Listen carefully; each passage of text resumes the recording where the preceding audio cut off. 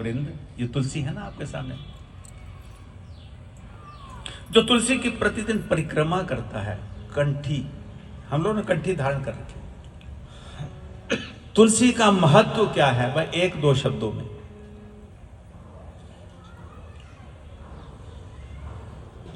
तुलसी के बिना भगवान को भोग लगा कभी आज तक? भगवान को चढ़ाते हैं ना, नैवेद्य चढ़ाएंगे, पर तुलसी उसमें।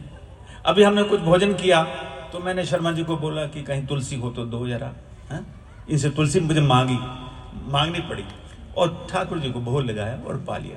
कहने का मतलब कि जो हम ये गाते हैं ना, तुम ही निवेदित भोजन करहीं, प्रभु प्रसाद पट भूषण धरहीं, ठाकुर जी को तुलसी डाल दो, कोई भी भोजन कभी भी रास्ते में कहीं पर भी हो तो भगवान को भोग लग जाता है और वो प्रसाद बन जाता है। और प्रसाद का संस्कृत में के अंदर जब हिंदी में अर्थ किया, उसका अर्थ होता है कृपा। प्रसाद को कृपा बोलते हैं।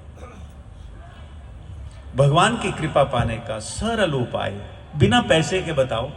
कोई आपने जप नहीं करना, आपने तप नहीं करना, आपने हवन नहीं करना, आपने पूजा नहीं करनी, आपने कोई मतलब के दान नहीं देना है, कुछ भी नहीं करना। केवल इतना काम करना है कि ठाकुर जी को, तुलसी मैया को सींचो, जल दे दो, प्रदक्षिणा कर लो, आरती कर लो। एक विश्व के एक बहुत बड़े संत हुए हैं, आपने नाम सुना होगा, वृंदावन के एक संत हैं, मेरे तो गुरु के समान है, गुरु क्या गुरु ही हैं, मलूक पीठाधीश्वर श्री राजेंद्र दास महाराज जी। उन्होंने एक बात कही, आप भी धारण कर ले, मैं भी धारण कर ले।